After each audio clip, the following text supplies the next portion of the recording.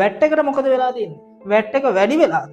Value added tax act එක නැත්නම් VAT එක මිනිසුන්ගෙන් ආය කරන වැට් ප්‍රමාණයට මොකක්ද ඉස්සරහට වෙන්න යන්නේ කියන කාරණේ විවිධ විදියට කතා කරන්න පටන් ගන්න. ඇත්තටම වෙලා තියෙන්නේ මෙච්චර කල් ලංකාවේ වැට් රෙජිස්ටර්ඩ් කම්පැනි එකක් විදියට වැඩ කරන බිස්නස් එකක් විදියට බදු වැට් සඳහා ලියාපදිංචි වෙන අවස්ථාව ලැබිලා තිබ්බේ වාර්ෂික ආදායම බිලියන 60 දක්වා උපයන ව්‍යාපාර වලට විතරයි. හැබැයි මේ නව වෙනස්කම් කිහිපයත් එක්ක මේ ට්‍රෙෂෝල්ඩ් එක සීමාව ඇවිල්ලා තියෙනවා බිලියන 36කට. ඒ කියන්නේ වාර්ෂිකව බිලියන 36ක ආදායමක් ගන්න ඕනෑම ව්‍යාපාරයක් බදු එකතු කරන්නෙක් ලෙස වැට් රෙජිස්ටර්ඩ් කම්පැනි එකක් විදියට කටයුතු කරන්න අවස්ථාව ලැබිලා තියෙනවා. එතකොට මේකෙදි මාසෙකට බිලියන 3ක ආදායමක් ඉන්කම් එකක්, මේක ප්‍රොෆිට් එක නෙමෙයි අපි කතා කරන්නේ, ඉන්කම් එකක් බිලියන 3ක ලබන ඕනෑම ව්‍යාපාරයකට වැට් රෙජිස්ටර්ඩ් බදු එකතු කරන්නෙකු ලෙස වැට් බදු එකතු කරන්නෙකු ලෙස කටයුතු කිරීමේ හැකියාව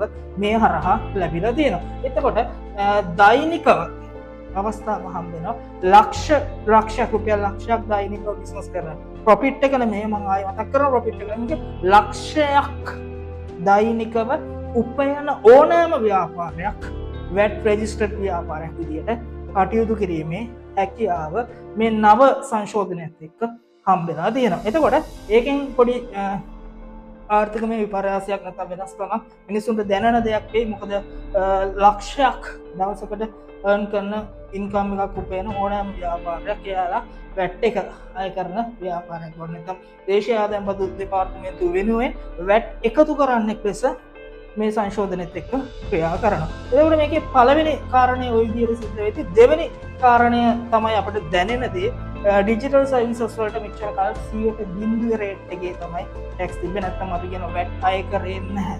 හැබැයි මේ සංශෝධනෙත් එක්ක ඩිජිටල් සර්විසස් වලට 118ක් දක්වා බදු වැට් බදු අය කිරීමට කටයුතු කරලා තියෙනවා. ඒ හරහා සිද්ධ වෙනවා පළවෙනිම කාරණය තමයි අපි ගනුදෙනු කරන Netflix, ඊට පස්සේ Google එකේ යම්කිසි මුදල් ලිපීමේ කාර්යයක නිරත වෙනවා නම් බිස්නස් පර්පස් එකකින් වැඩ කරනවා නම් එතනදිත් වැට් අය කරන්න සිද්ධ වෙනවා. එතනින් එහාට ගිහිල්ලා අපි ඩිජිටල් ප්ලැට්ෆෝම්ස් වලදී විශේෂයෙන්ම ඔය ඇප්ස් යූස් කරද්දී අනිවාර්යයෙන්ම මේ වැට් එක අලුතෙන්ම 118ක් ඇඩ් වීමක් සිද්ධ වෙලා තියෙනවා. මෙතන අලුතෙන්ම තමයි මේ ඩිජිටල් ප්ලැට්ෆෝම්ස් වලට මේ අලුත් සංශෝධනය හරහා බදු එකතු වීම සිද්ධ වෙලා තියෙන්නේ. එතකොට එතන තමයි ලොකුම ඉෆෙක්ට් එක අපිට දකින්න පුළුවන්. 118ක්ම මෙච්චර කාල 100% තිබ්බ වැට් අනුපාත නැත්නම් වැට් අය නොකරපු දෙයක් සඳහා වැට් අය කරන්න මේ හරහා කටයුතු කරලා තියෙනවා. එතකොට අනිවාර්යයෙන්ම අපිට Google Form, Google Drive වල අපි වැඩ කරද්දී ඊට පස්සේ Netflix වගේ ඊට පස්සේ apps වලින් කරන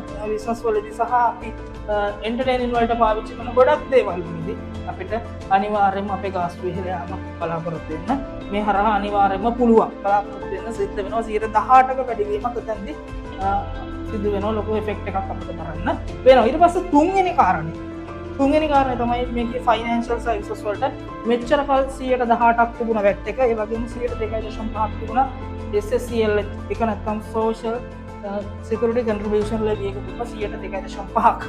මේ දෙක එකම තැනකට ගෙනල්ලා තියෙනවා. ඒ කියන්නේ එකතු කිරීමක් සිදු කරලා තියෙනවා. මේ හරහා රජය බලාපොරොත්තු වෙන දේ විදිහට හුම් සලකන්නේ බදු ක්‍රමය සරල කිරීම කියන කාරණේ කියලා. ඊට පස්සේ ඒ හරහා මේකේ 20.5ක වැට් එකක් අය කරන්න මේ නව සංශෝධනය හරහා ප්‍රොපෝස් වෙනවා තියෙනවා. එතකොට මෙච්චර කල් තිබ්බ එකක්ම තමයි තවදුරටත් එකම නමක් යටතේ ක්‍රියාත්මක වෙන්නේ. එතකොට ලොකු බලපෑමක් අපිට බලාපොරොත්තු වෙන්න බෑ. මේකේ තියෙන බෙනිෆිට් එක තමයි මෙච්චර කල් SSCL එක අපිට කිසිම වෙලාවක රිකවර් කරගන්න අවස්ථාවක් හම්බුනේ නැහැ. හැබැයි වැට් එක අපිට රිකවර් කරගන්න අවස්ථාවක් තියෙනවා. වැට් එක ක්ලේම් කරගැනීමේ අවස්ථාවක් තියෙනවා. එතකොට මේ මෙච්චර කල් ෆයිනෑන්ෂල් සර්විසස් වල තිබ්බ SSCL කියන කතාව අයින් වෙනවා. ඒ වෙනුවට වැට් කියන එකම පෝෂන් එකක් යටතේ අපිට බදු ගෙවන්න අවස්ථාව ලැබිලා තියෙනවා. එතකොට මේ හරහා අපිට අපේ ඩිපොසිට්ස් වලට ප්‍රශ්නයක් වෙනවද? ඊට පස්සේ මෙච්චර අපේ සේවිංස් වලට ඉන්ට්‍රස්ට් වලට ඉෆෙක්ට් එකක් තියෙනවද කියන කාරණේ විශේෂයෙන්ම හයිලයිට් කරලා තියෙනවා. හැබැයි ඒ වගේ දෙයක් බලාපොරොත්තු වෙන්න බෑ. මොකද මේකෙදි වෙන්නේ පැහැදිලිවම බැංක් චාර්ජස් වලට මේක පැහැදිලි බලපෑමක් සිද්ධ වෙයි. ඒ බැංකුව විසින් අය කරනු ලබන ගාස්තු වලට මේක අර ඉන්ට්‍රස්ට් එකත් එක්ක සම්බන්ධ කාරණයක් නෙමෙයි.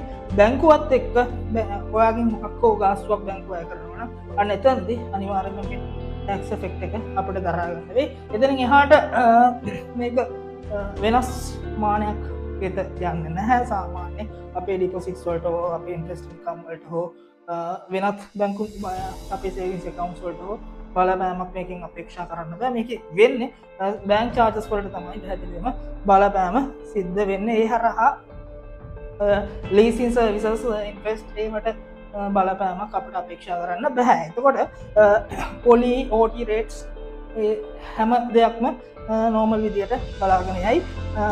සහ විශේෂම දේ තමයි අර කිව්වා වගේ මෙච්චර කල් තිබ්බ ටැක්ස් දෙකක් එකම පෝෂණ එකක් යටතේ SSCL එක VAT එක දෙකම එකම පෝෂණ එකක් යටතේ මේ සංශෝධනෙත් එක්ක ගණනය කිරීම සිද්ධ වෙනවා.